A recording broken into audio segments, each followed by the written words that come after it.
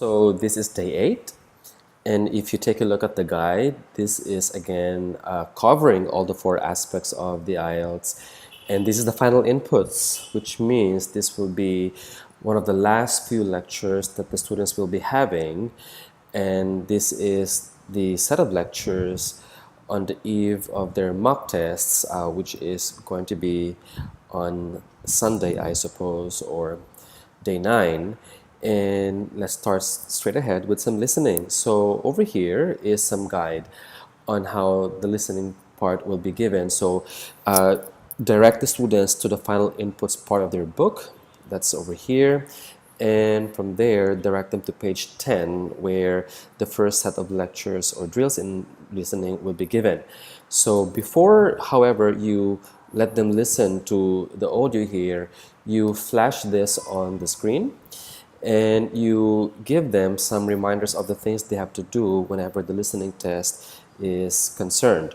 So for example, the very first thing they do is to always brief the questions, read them ahead of time, and they have to predict the forms and the kinds of answers they have to expect.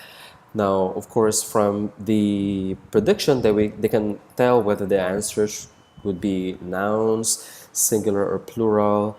At the same time, they will be able to expect how many words and numbers they have to make use of.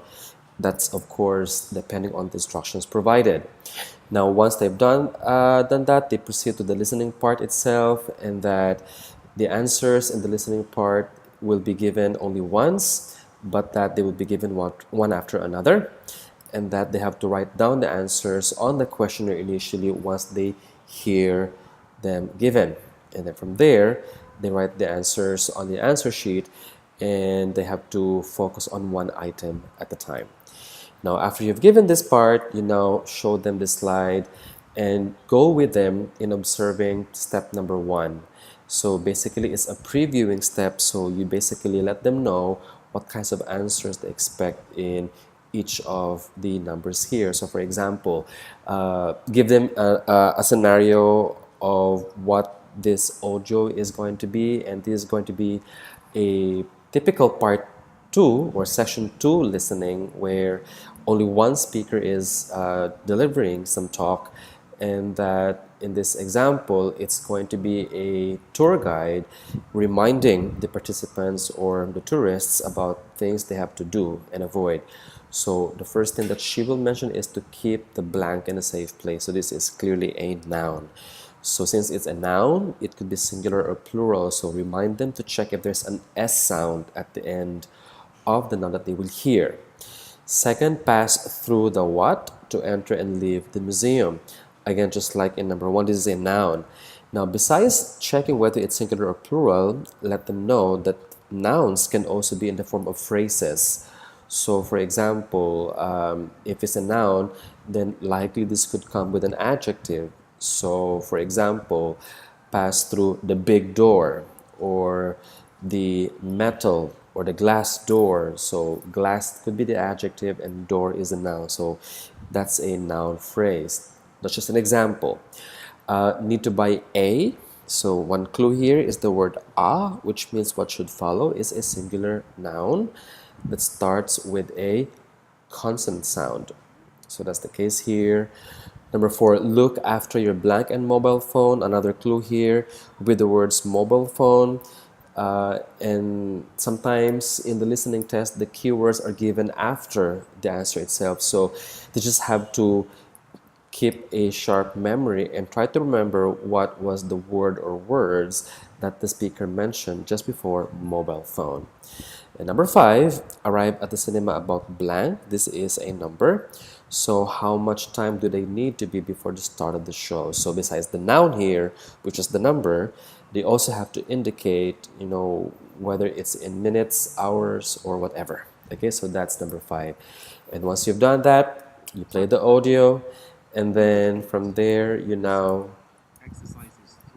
show the answers and see if they've gotten everything correctly. Okay, so that's in the first set. This is like a warm-up drill, and that is because the main activity, or this is another one over here, that's because the main activity would be this set over here, where they would have to tackle multiple choice items. Now, this can be a little tricky because what we have here is a case of what we call multiple choice items, and they can either be single answer multiple choice questions, or like what we will have in the next set, multiple answers from among the many choices provided.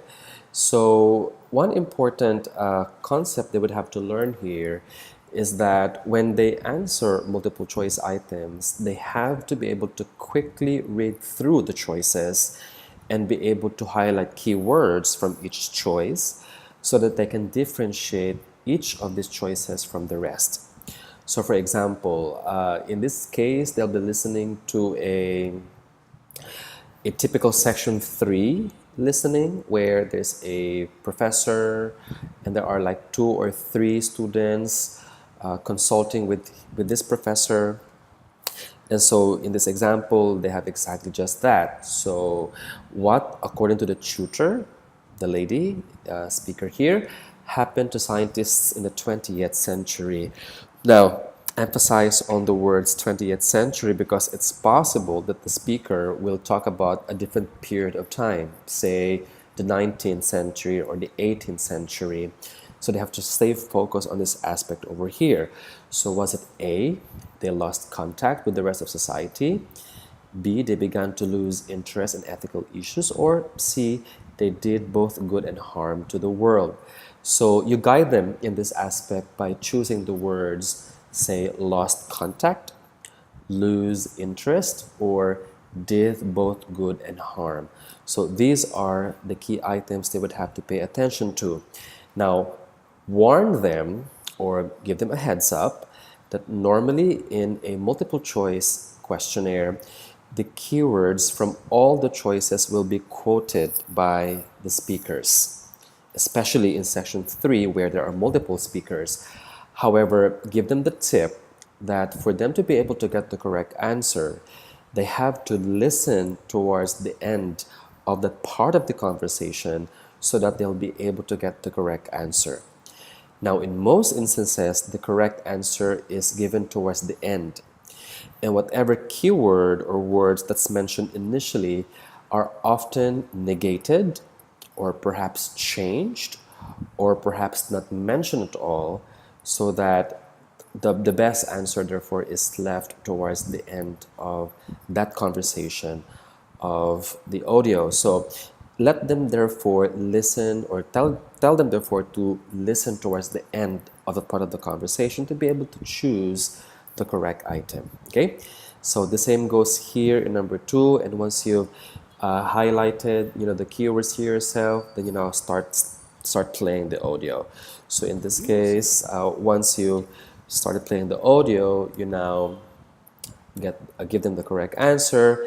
You might want to repeat the keywords mentioned by the speakers here. So needless to say, you have to listen to the audio part yourself beforehand and get the keywords so that you can justify to the class why certain letters here are not the correct answer. Okay, so that's the first half. Now in the second part, you now proceed to these multiple choice items in which they have to choose many numbers or many letters from a particular set.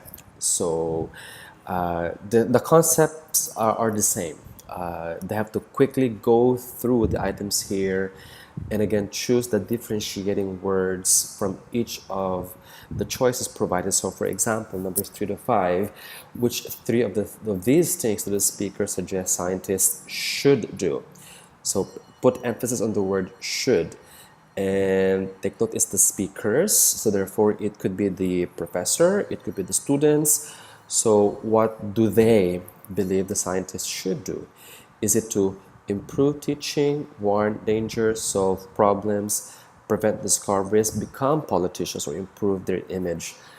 Number 6 to 8, which 3 of these issues do the students mention? So again, just like earlier, you just guide them on the keywords they have to pay attention to over here. All right. Now, once you've done the previewing with them from 3 up until 10, you play the audio, And then once you finish the audio, what you can do here is repeat this audio, because this can be a little challenging for the students, and let them know that in the next round, when the audio is repeated, you will be flashing the answers as they are given. However, if they did miss the items, they just keep looking down on their paper, and they can look up once they are through answering a particular set of questions, or when all the items from 3 to 10 have been given. So basically, you present the answers as they are given in the audio, and then once done, you conclude this part. Okay? So this is how this listening part is done. Now, you move on to the next set of questions where maps are going to be delivered. Now, I have here some presenter notes. Actually, I'd like you to make use of. Let me just emphasize, though, that these maps questions over here are actually found on pages 7 and 8 of the final briefing material that they have in their book again. So again, please direct them to that part of the book that's over here. I don't know how I can, yeah, put it like that over here. And here now is going to be the page where those maps drill will be answered. Now, tell them that the reason why the maps drills are given today is because during their second mock tests, they will be dealing with maps. And so we're doing this to prepare them for that particular drill. And so that's in pages 7 and 8 of the final briefing material. Now, direct them to that second sheet of paper that's colored green or red, and then they should find the label final briefing. It should look something like this in the first page over here, and they go to page 7 of that part of the book. Now, once you've done that, I'd like you to just take a look at the notes over here to know what key points you would have to share with them in preparation for this part of the test. Now, I'd like you to let them know that typically, if there are maps as a questionnaire in this part of the test, it's that they're usually just in a maximum of 6 items, and that they're not so often given. But since we cannot really predict what's coming out in the actual test, we would have to prepare them at the same time for this. So let them know beforehand that there are actually 2 kinds of maps questionnaire, and that the first kind is like this over here.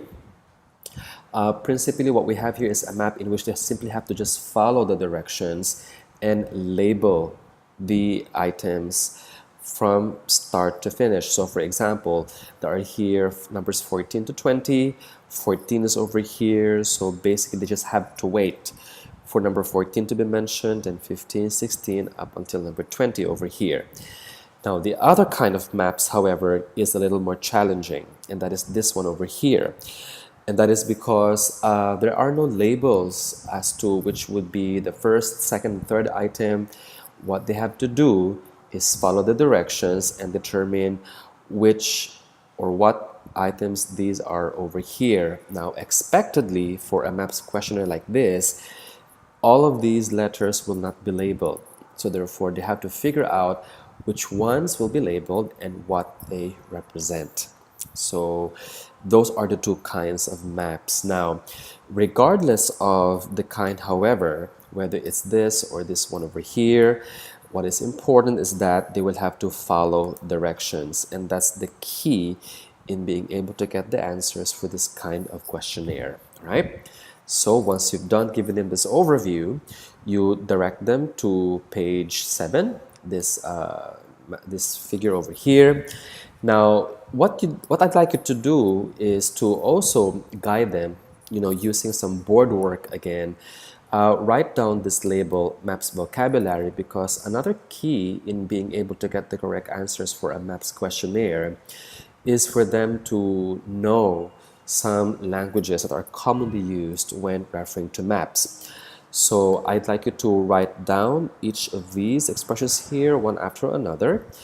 Start with the words on the or to the, and then the words left, right, of. So for example, you direct them to the slide again. This one over here, you direct them to this slide, and then once you've done that, you guide them to the different parts here. So for example, you can start at the entrance and ask them what's to the left of the entrance. So they will say number 16, and what's on the right is number 15. Now, for the second set here, top, bottom, if there is no reference to what is north, south, east, and west, the default language is really top, bottom. So for example, what's at the top would be number 17 over here in the engine room, even number 18 in the grinding shop, but at the bottom of this map would be this road over here, and of course the entrance. Now, since we have top, bottom, left, right, naturally we can actually combine those two expressions. So again, you write this, and then you refer to certain items here as being top left, top right, bottom left, bottom right. So for example, you can ask them what can be found at the top left corner of the map. They would answer the engine room. How about top right? It would be number 18. Bottom right would be the toilets. Bottom left would be number 16. So of course, you cannot give them the names of this because their slide or the slide would look something like this. They wouldn't know exactly what these items represent, but at least you have guided them on what to expect in this drill. Now, please also add the words across from or opposite the as another language that will be used in this particular maps drill. So for example, if you guide them, you may use the entrance as a case in point. You may ask them what can be found across from the entrance towards the inside of the park, and that's naturally the car park. If they face the cottages, or if they face this one over here, opposite, I'm sorry, if they face over here, directly opposite the yard, over here, if they face this part over here, it would be these two over here, okay? If, however, they face the right over here, across from the yard would be the stables. And if they face left, what is across from or opposite whatever also changes. So for example, if they face left from the yard, naturally across from the yard would be number 20 and number 19, and you could also say opposite the yard on this side over here would be number 20 and number 19, right? So once you've done with that previewing, you start playing the audio, and then from there you give the answers, all right? Because this is a fairly easy drill, but if you need to repeat them, go ahead, repeat, but in most instances you don't need to, okay? Now, from here, you move on to this slide over here. That's page 7 still of their book. And this is the part where it becomes a little more challenging. So using again the board, I'd like you to add to the 4 or to the 3 bullets, or the 4, bullets representing the 4 expressions earlier, and add each of the following items here at the bottom. Now, since there is now a reference to the north and south, this becomes the default language of the maps drill. So you let them know that naturally the speaker will now be using the word south, and that's referring to this part over here, north, west, and of course east. Now, another example of an expression that they might be hearing for the first time would be the word turning. So you could put some brackets for the word because it could be the turning or some turning or perhaps the word "a" would be used, so they could hear the words "a turning" alternatively. So that's another case. So you basically ask them what a turning is. So they will have some guesses. And if they don't get the correct answer, of course, you let them know that a turning is basically that point in the map in which they change direction.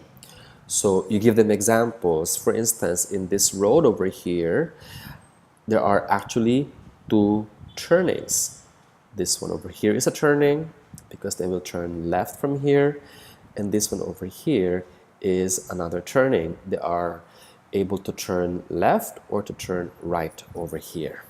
Okay, now you might also want to ask them also, guys, how many turnings they can find in this road over here. Of course, the answer is just one, because they can either turn here to the right or just continue over here. Now, if you take a look at the other expression here, they can also make use of the words first turning or second turning. So for example, since there are like two turnings over here, so this could be the first turning, this is the second turning. But of course, emphasize also that turnings could be done to the left or to the right. So therefore, this is the first turning to the left, second turning to the left. Now there's only one turning to the right in this road, and that's this part over here. So emphasize that also to them. Now, another expression they have to expect here would be the words across from and opposite the also. So you basically direct them to these same expressions over here that you have written, so you don't need to repeat this part. But just to emphasize that also in these maps, you will, or they will be listening to those kinds of expressions. Now, you might also want to direct them to some features that you can find in this map. And that's in this case, this part over here. So this is the river. So you might ask them what therefore is this. So naturally they would answer a bridge. So let them know that that's another important part of this maps drill.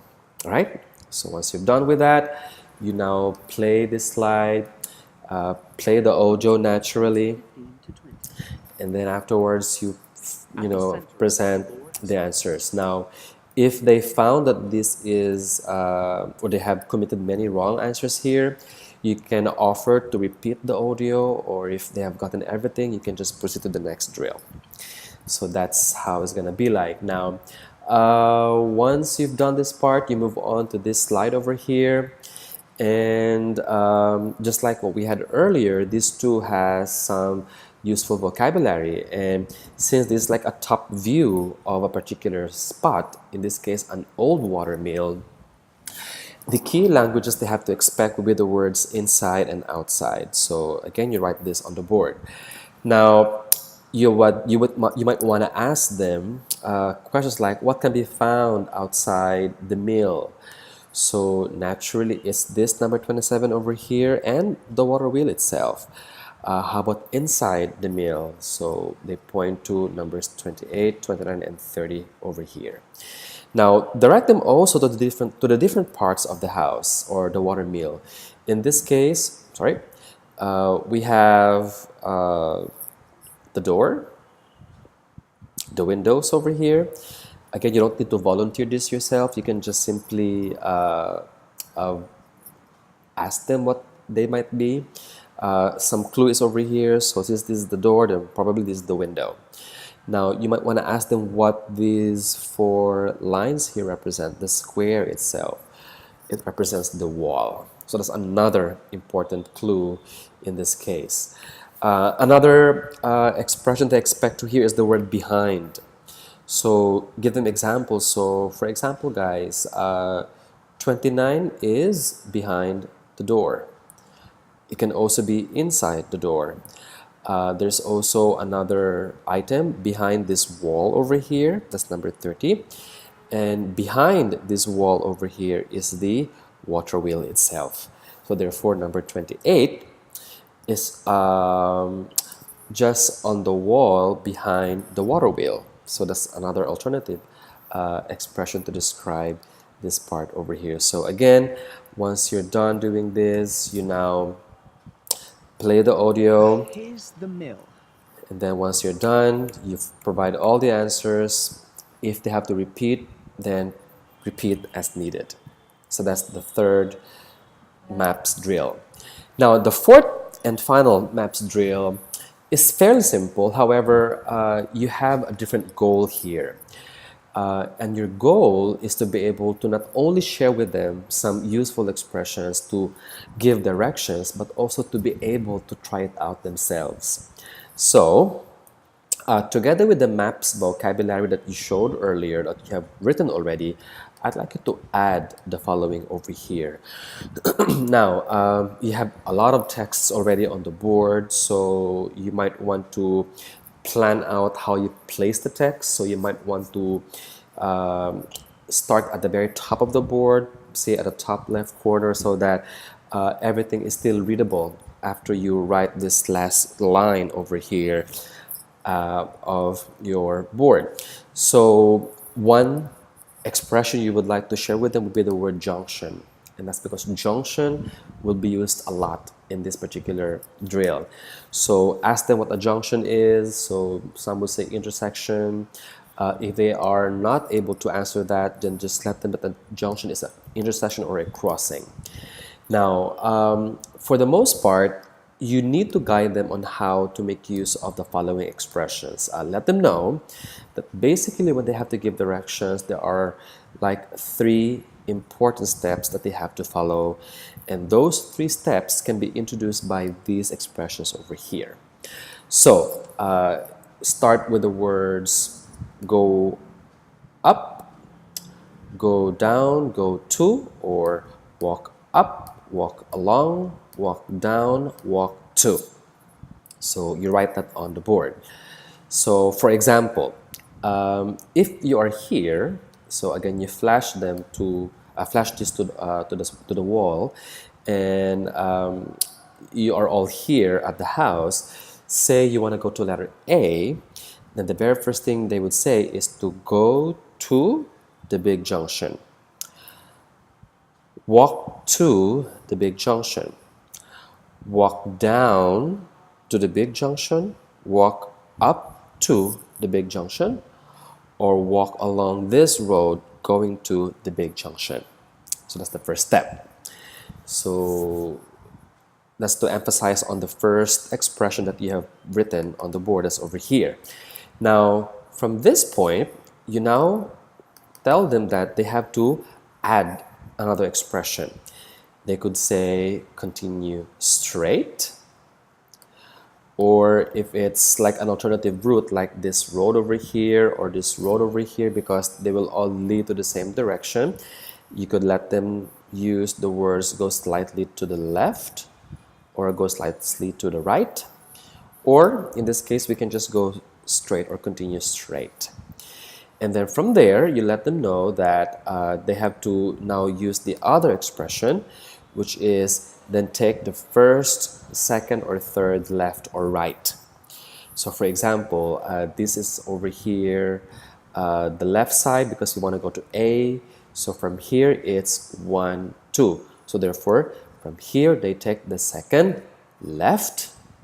That's over here, second left. Okay, and then once they have appreciated this, you now move on to the third expression and let them know that they have to determine where on the left or on the right they will find letter A. So for example, since they're now facing this road over here, they'll find A on their right. So once you've done that, you now flash again this slide, and then you go back to this slide again, and then give them one full example on how it can be done. So you might say, from the house, you go up to the big junction, you continue straight, and take the first or the second left, or turn to the second left, and then you'll find A on your right. Then you can give another example. How about they want to go to letter B? So the same thing, you say you walk up to the big junction, you continue straight, take the second right, they'll find B on their left. So that's one other example. Now, once you've done that, you now ask the students to give it a try themselves. So since A and B have been used, then you just ask them to use C, D, E, F, G. Give it like one letter per student, depending on how many students you have. So if you have only a few, then this will be a fun activity for all. If there are a lot of them, you can just take a pick from among the many students you have. So maybe you can start with C, then D and E.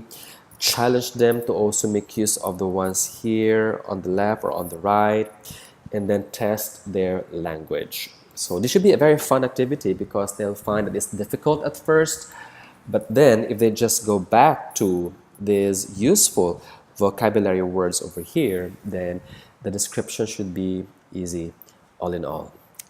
Now, after they have tried describing all of these points over here, you now play the audio part for this drill and then answer this all together.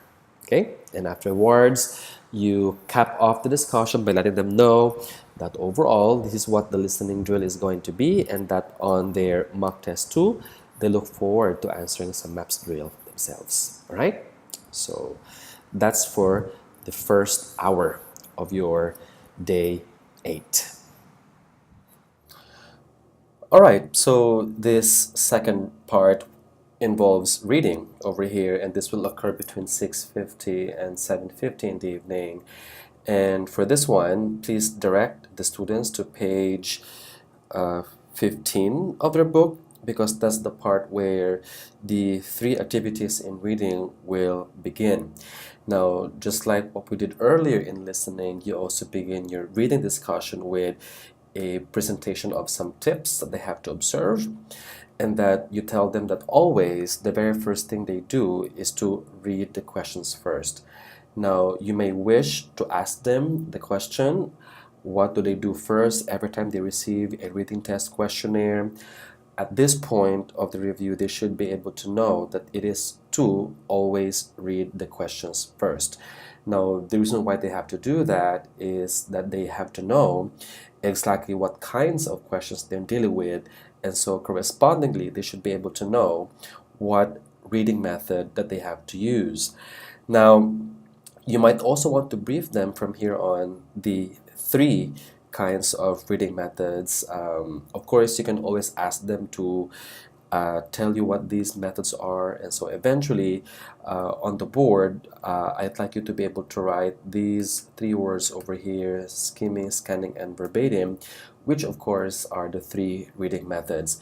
And then from here, you tell the students that the purpose of this particular reading activity is to recap the basic steps they have to do when they use each of these reading methods. So to start with, you direct students to page 15 where some skimming activity will be done. Now, point out that skimming and scanning are both selective reading processes.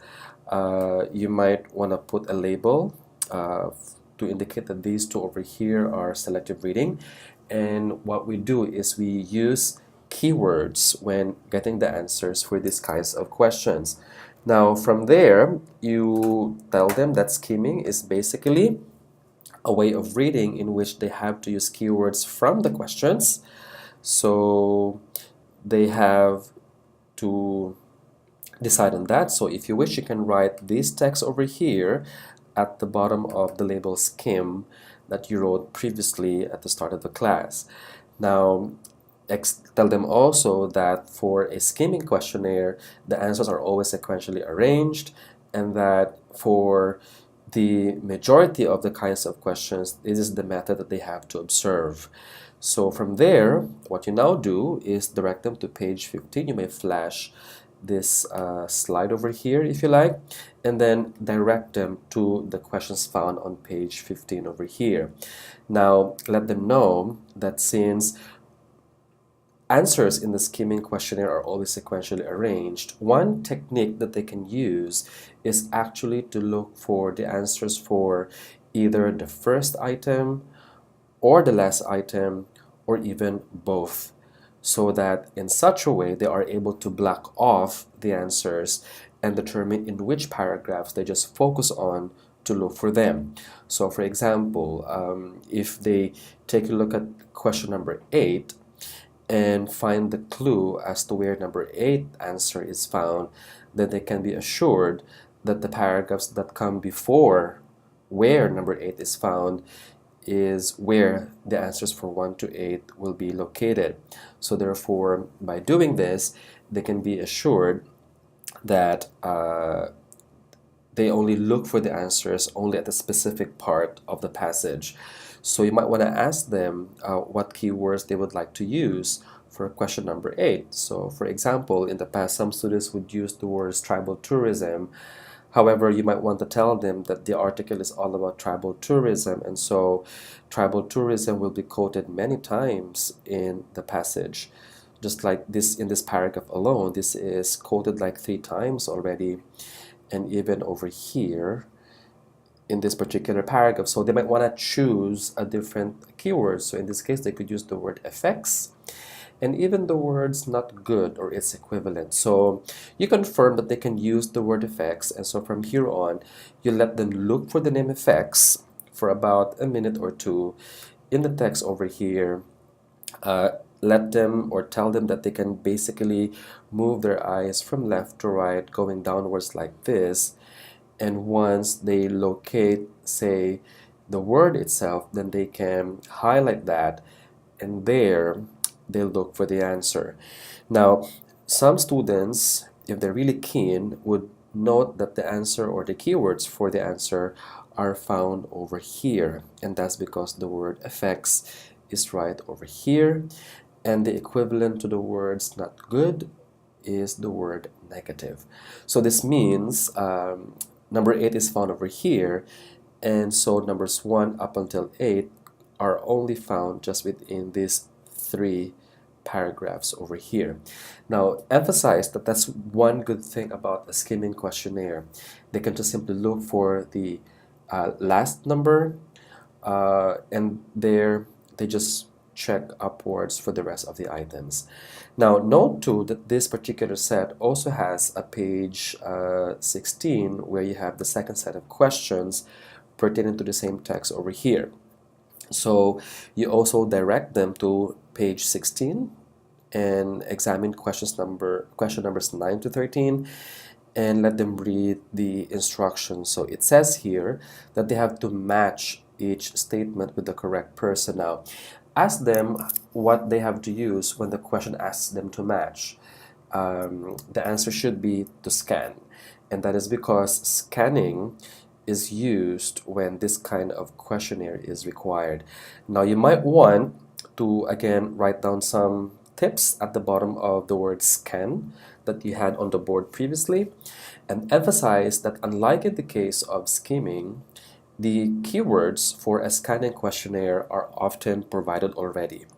Like in this case, the keywords are the names A, B, C, D over here, and all they have to do is just locate these names and expect that the clues for the answers are just found around those names. Now, you might want to let them search for the keywords themselves. So for example, they might find that Ian Coleman is right over here in this paragraph, Hillary Waterhouse over here, Don Baker and Jamie White. Now, you give them about maximum 1 minute to locate those names first, and if they're done, you flash these blue marks over here just for them to be able to confirm that they have the right basis for the answers. Now, remind them also that in a scanning activity, the answers will be always randomly arranged, which is different in the case of skimming earlier where everything is sequential. And that besides a match instruction, scanning is also done if the question requires them to classify. All right. So since they have now located the possible locations of the answer, it now becomes easier for them to locate them. And your job as a teacher in guiding them for the answers is basically done. So from this point forward, you give them about 15 minutes to answer all the 13 items over here. using again this text, and after you have or they have done answering everything, you flash the clues for the answers or the answers themselves one by one as they are given. The answers for 1 to 13 are all highlighted here in the slides already. Okay, so please just go over this yourself. Now, after that, you move on to the second set of questions that's found on page pages 17 and 18. Now, these two questionnaires actually pertain to the verbatim method. And from there, you might want again to write down some key notes as regards the verbatim, and that emphasize that unlike in skimming or scanning, in which they only read selected parts of the text, in the verbatim method, they have to be able to read everything word for word. And that is because, unlike in scanning or skimming, they are looking for ideas in a question that asks them to use this particular method. They're not looking for specific information, but for ideas, and no amount of skimming or scanning will be able to help them locate the answers. Now, there are also two kinds of questions in which the verbatim method is used. These are the first paragraph headings, and the other one is in the so-called paragraph summaries. Now, paragraph summaries actually are used in page number 17. If you take a look at the instruction over here, or if you direct them to the instruction over here, this is a classic case of a paragraph summary questionnaire. So if the question asks them to determine in which paragraphs certain bits of information can be found, that's paragraph summaries. In other words, the first thing they have to do is to always read first the information that they have to find the matches for. All right, that's step number one. So you might want to write this also on the board again. So they have to read all the given items. Now they have to do that because once they now start and observe step number two, and they read paragraph by paragraph, they should be able to get the matches very easily. And that is because by association, they have already determined the kind of information they need to find matches for. So, for example, after you've read, the questions or the key items over here, you can do this student by student. You also emphasize the highlighted words we have on the screen so that they would know what keywords they have to pay attention to. So for example, number one is all about the types of people. Emphasize that this is a plural, so therefore they are expecting at least one kind of person who need to read more quickly. Number two is all about the fastest reading speeds. So give them some sort of expectation. Since this is all about speed, then likely this is all about numbers. So they must have a paragraph that contains numbers that pertains to speed. Number three, how a reader can become confused is the manner. Number four, why reading material should be interesting, some reason why it should be interesting, some definition of speed reading, and what should be considered before starting to read. So that's how you can do it. And after that, you move on to step number three, which is to step number two, which is to read one section at a time. Now you can give section A a try first, and then what you do is ask them which among numbers 1 to 6 actually have a match. So for example, you just ask one student to read one paragraph here, section A, or if you wish, you can do it yourself. But I'd rather you let the student do it because, again, we'd like them to be able to exercise their pronunciation and their intonation. So give it to them.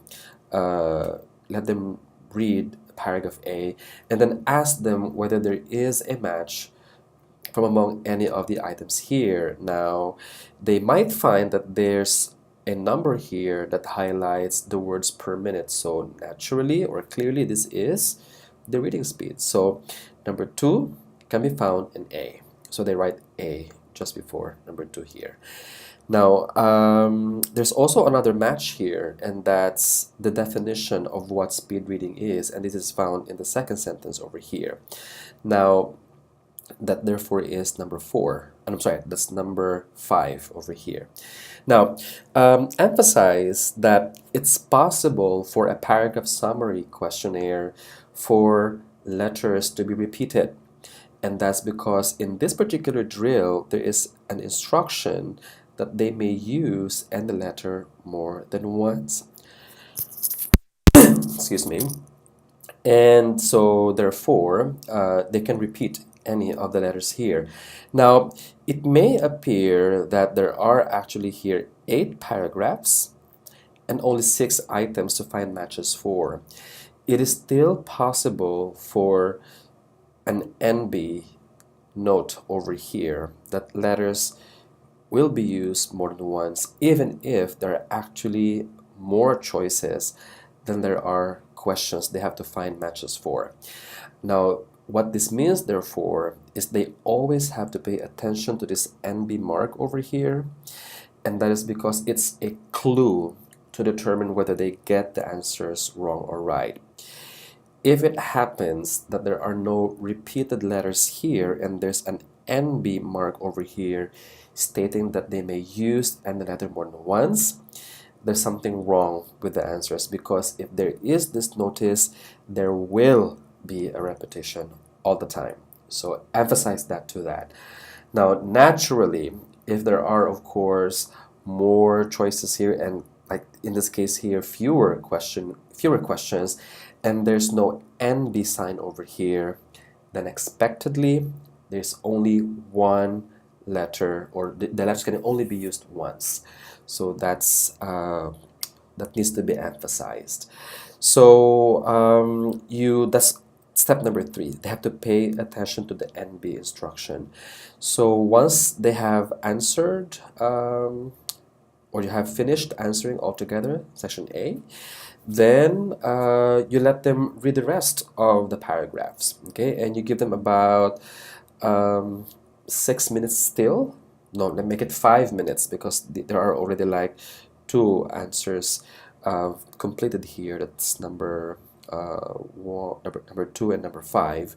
So that means they have like 4 items left. So they have to quickly read through the paragraphs over here for about 5 to 6 minutes.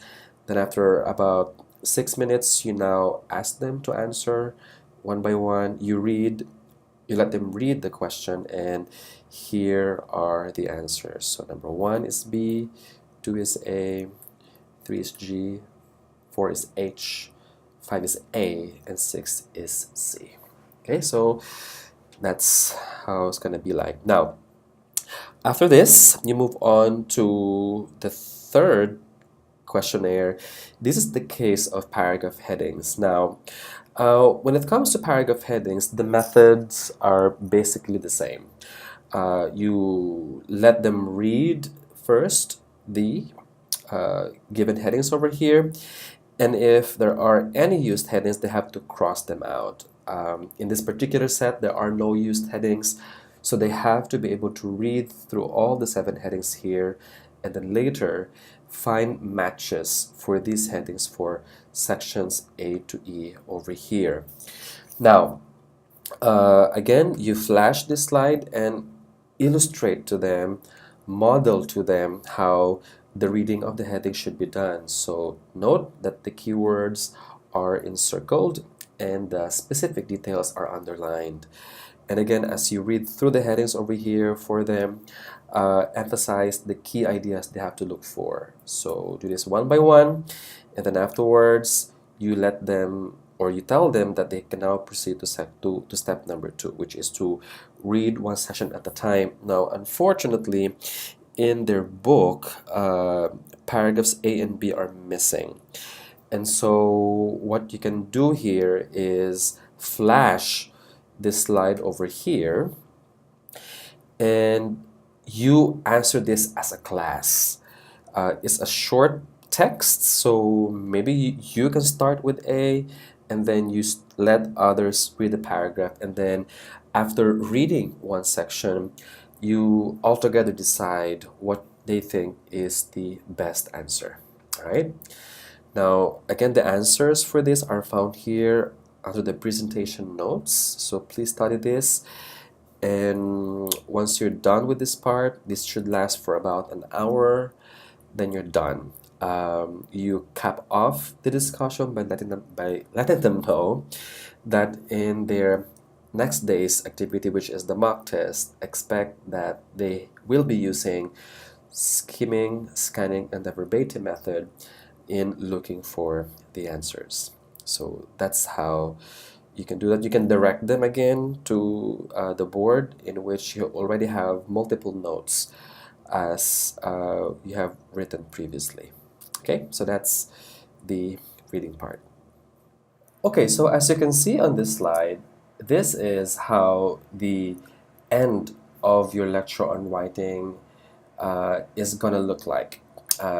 This is how the board is going to look like at the end of your lecture. And if you might have noticed, all the discussions on essays are mostly board work. Of course, they have to write. There will be some discussion, but as a teacher, you need to be able to use a variety of methods so that it won't be the same, and you show some variety to make the class a bit more interesting and diversified. So what we do is we basically breeze through all the samples of essays found on pages 20, I believe that's 24 or 22. Let me just go through these samples one by one. Hold on. That's over here, 22 up until 26. All right. And so to start your discussion, you flash or you write the words, the three essay types at the top of the board, and then you ask them what these essay types are. So they should be able to answer enumerative, balanced argument, and of course the opinion essay. And then from there, ask the students, in what aspects are these essay types different? Meaning, how do they know that they should write an enumerative, balanced argument, or opinion essay? So they should pause a little, think. Students often give different kinds of answers, but eventually would have to lead them and tell them that these essay types are different in terms of what is provided by the question itself, and secondly, what they're supposed to do. So for example, in the case of an enumerative essay, they should be expecting a phenomenon or some reality, a fact of life, and that normally this kind of question asks them to discuss what are the causes and the effects, the problems and solutions, and some related advantages and disadvantages that this particular phenomenon or reality causes. Now, you direct them to page 26 of the book, which is over here, and you can ask one student to read the question at the top of the text or the book so they can appreciate what is the meaning of the notes you have written earlier. So notice that the reality here is that parents and children are no longer as close as they were in the past, and that the question is asking for two things: the why, meaning the causes. Why is this the case, and what can be done? In other words, they're asked for solutions. So you can always point to the notes you have written here to emphasize that point. And then ask them how many paragraphs are needed in an enumerative essay. So they should answer 4. So what happens in the first paragraph of, let me just repeat that one more time, sorry for that, is to write an introduction. And you might ask them, what does this introduction contain? And that's naturally the topic statement and the task statement. Now, for them to be able to appreciate that, you direct them again to the sample over here, and you ask one student to read the sample introduction. And then point 2, the way in which the topic is restated over here, and of course the task of the writer. Now, point to them further the expressions used here. So, for example, there are the words, it cannot be denied that, which is a way in which some fact of life is presented.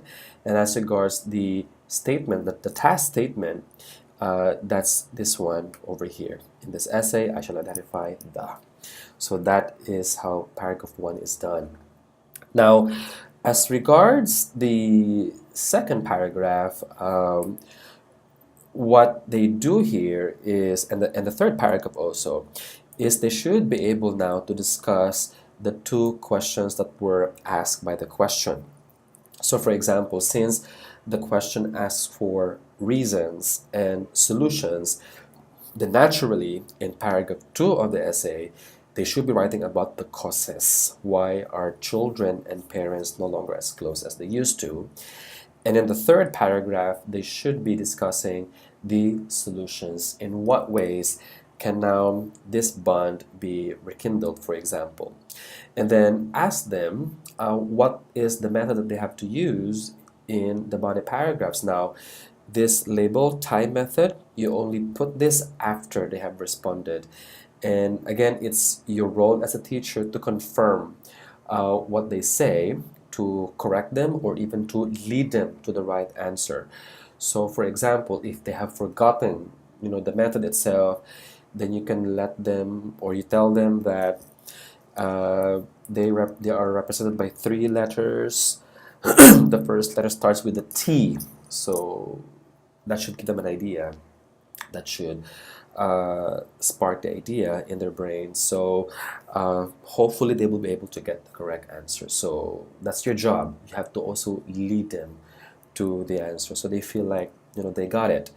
Now you might also want to ask them, so how does the time method work? So you confirm eventually that the time method works with the topic sentence first, then the idea, and then the elaboration afterwards. And then for the second paragraph, you ask, say, 2 to 3 students, or 2 students, the first half one student, and the second half another student, for example, so that they will be able to appreciate the Thai method. And as you move along this paragraph, indicate what is the T, what is the I, and what is the E, so that they can also note it down themselves in their own books. Now, as regards paragraph 3 over here, you just let them read this paragraph themselves, and as a drill, challenge the students to indicate which sentence is the T, which one's the I, and which ones are the E. And then later, after say about 2 minutes maximum, you ask them how many solutions are discussed here and which ones are they. So they should be the I in this case, and ask them also how the E is presented. Okay, so that's what you do here. And then afterwards, you go back to the slide. You direct them to the board. I mean, so this is supposed to be some board work. And then at the bottom, you write that the fourth paragraph is the summary. And basically, what they do here is just make a recap of the main things they have written, or just simply summarize the statement like what's done in this particular example over here. Again, you can ask a student to read the paragraph here to reinforce the idea on how to summarize. Okay, so that's how it's gonna be like. And basically, for the other 2 topics over here, balance argument and the opinion essay, what you can do is follow the same process. So, but in this case, you now have to compare. So, for example, how you might ask them, how different is an enumerative from a balanced argument essay? So, again, they will give answers. You confirm, you correct, or you lead them again. So, you tell them eventually that these are 2 opposing views, or it could be a phenomenon, and that they have to discuss both views and give their own opinion. Or in the case of a phenomenon, they have to evaluate whether the advantages outweigh the disadvantages. I failed writing it down here, so please do that. So please put a forward slash over here and write to evaluate the pros and the cons.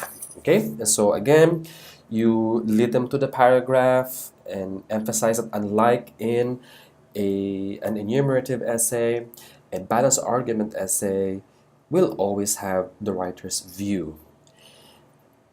But just like in the previous essay, the body paragraphs are devoted to the argument. So in paragraph 2, you can even direct them to the samples that they have discussed or that you have discussed with them in the previous in the very first balanced argument essay discussion, and that they have learned that in the second paragraph they have to write the view that they don't believe in, again using the tie method, and that in the third paragraph they discuss the view that they believe in, and again the tie method is used in this respect. And again, for each of these body paragraphs, you direct them to the sample over here on page, let me just go back to the slide, to the book here. Sorry for that. Sometimes this gets a little wonky. Oh, come on.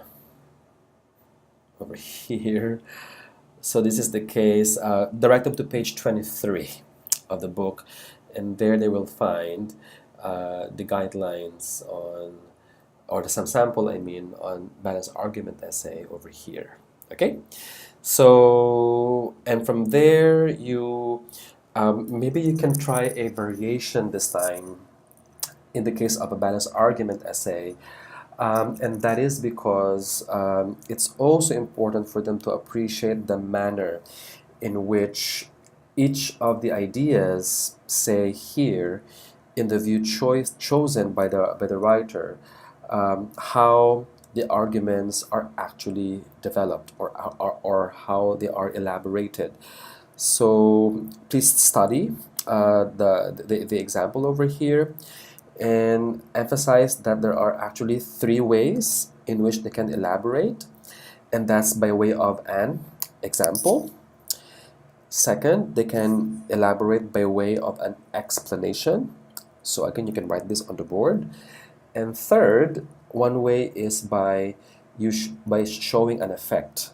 So those are all 3 E's: example, explanation, effect. Now you can direct them to the paragraph over here and ask them what is the way in which the ideas were elaborated. So for example, in paragraph 3 here of the sample in page 23, the first sentence is clearly the topic sentence. And that's to introduce the writer's point of view. And the second sentence over here is the first idea, why he believes that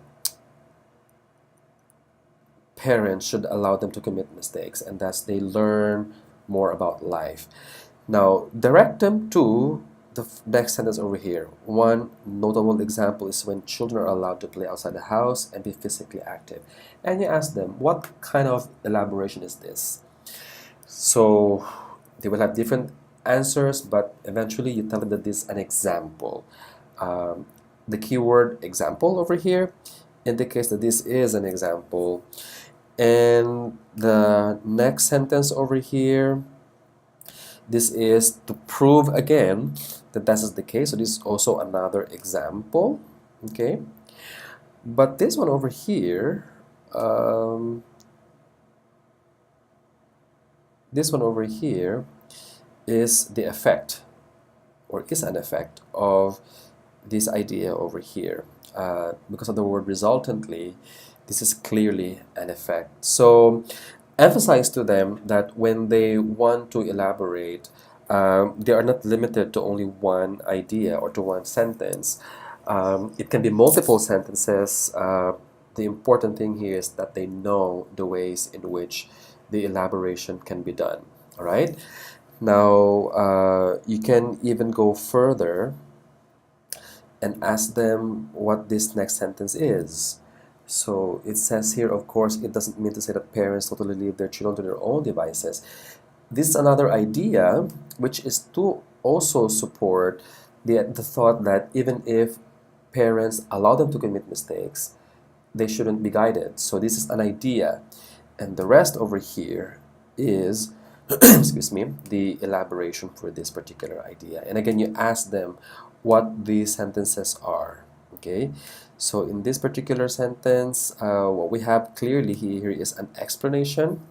Okay, and this last line over here, overprotecting them may deprive them, that's the result.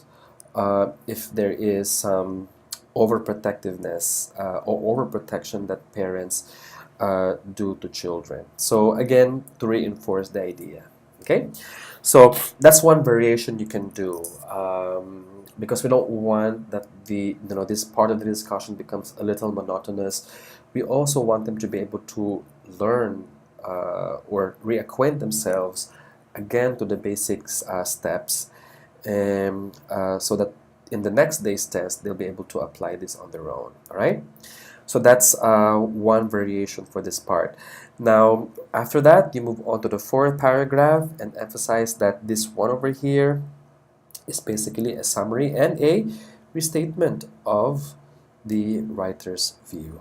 Okay, so that's for the one kind of balanced argument essay. Now, you may also want them to direct them to the next page over here, in which they have one other sample of a balanced argument essay. You can just let them read this on their own if they're free, or you can read this all together. Another example is found over here, and you might want to remind them that this is the essay in which they had to deal with a phenomenon. So that is this case over here, and that since this is a phenomenon, the goal is for them to evaluate the pros and the cons, which you supposedly should be writing here, which I did not. So please do that right after this phrase over here. So put a forward slash and write evaluate pros and cons. Okay, so in this case, the question is, do you think that the advantages of this development outweigh the disadvantages? So principally, you recap to them that just like what they did in the sample in page 23, what they do is they introduce in this part over here, present the view that they don't believe in here. So for example, since the writer believes there are a lot more drawbacks, then this must be the advantages, disadvantages over here, and then again we have the conclusion at the end, emphasizing the major steps one more time so they can appreciate it. Okay, now for the final essay, which is found here, over here, I mean on page 22, the opinion essay, emphasize that they are given an opinion, and that they have to either agree or disagree with it. So again, following the basic steps, you let them read the question, and then you might even want, as a variation here, let me recommend a variation. You might want to engage the class in a discussion. So tell them not to read first the question, and then you and them would come up with some brainstorming as to what would be the possible answer here. And if you like, you can do the T diagram method again that you did before, or just simply just discuss the question and then ask them if they agree or disagree, and then afterwards you let them read the sample on their own, okay, and see if indeed their views match with the writer's view. Okay, now after they have read the sample over here, you direct them to the board and then ask them what's written in paragraph 1. So they should answer the topic statement and the opinion statement. What was written in paragraph 2? Okay, so they should be able to say the view that they don't believe in, or you can let them know that this is the concession paragraph. And again, the time method is used, and that paragraph 3 is all about the view of the writer himself, and that paragraph 4 is basically a restatement of that opinion. Okay, so basically that's how the essay discussion is going to be done. And if you notice, For each of the parts here, we can try some variations, so it won't be the same all throughout. There's always something different for each part here, and that should be able to cover about 30 minutes of your time. And that is because the other 30 minutes is spent on the speaking component. Okay? Now, since this is a shorter video, let me just go straight to what the speaking part is going to be. But before I get into that though, I almost missed this one. A way to cap off their writing discussion is to ask them what essay would they be using for some questions that you will be flashing on the screen for them. So you do this one at a time. You let them read and then answer together. So the answer here should be balanced argument essay. And again, if they have a different answer, ask them why that's the case and then correct them, lead them. So you do this for the first round, you do this as a class. So one after another for these 4 items. But for the next slide, they have to work on their own. So therefore you flash all the questions all together, and then you give them some time, like 2 minutes perhaps, and then ask them one by one what they would like to use in each of these topics. So you can direct them again to the outlines you've written on the board, and the whole point of this is that they should be able now to determine what kind of essay that they will be using for the topic that they will be having the day after. And once you're done, of course, once the answers are given, you flash them on the screen. Once this part is over, then the reading discussion is done. And that's the end. Now, speaking.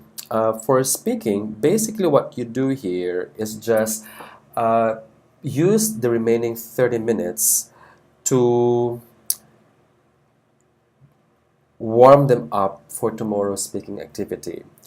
Now, before though you ask them to do the pair activity, I'd like you to show a video to all of them. And this is a video of Robert doing some interview. This video, by the way, was taken during the time when we had to take the test ourselves. This was in 2010, actually, so you don't have to mention the year, but just for your information. However, this was for the purpose of self-evaluation. But the thing is, when I actually watched this video, there were a number of things that Robert did here that are worth sharing. And so tell the students to take out some pen and paper so they can jot down some notes, because in this video, actually, if you notice, if I play this video over here, you would notice that I actually flashed some texts at the bottom indicating some techniques that Robert did, just like this one over here. And this video lasts for about 5 to 6 minutes, and you let them reflect on the performance and let them know, of course, that this is a 9 level kind of speaking. Robert did get a 9 in the actual speaking test that came after this, practice interview. So that's how it's going to be done. And then afterwards, you direct them to, well, not show this slide first, but direct them to the pair activity that comes after. So here are some guidelines on how the warm-up activity should be done. So please study this. They're all in the presenter notes section of this slide. And I have already attached in uploaded to the Dropbox folder the questionnaire for this set. So after about 5 minutes, 7 minutes video presentation, you allot the remaining time for the pair activity. So please refer to this one over here as your guide. And once you're done with the interviews, the end result here is that each of them should be able to ask and answer questions. Once that's done, your day 8 is done. And then you cap off the session by asking them to prepare ahead of time. I understand that this is the second day of, or the second mock test, so please refer to the notes that I have written in the schedule indicating the coverage of the speaking test questions that will come the day after. All right? So I hope that this guide gives you a comprehensive idea on what to do.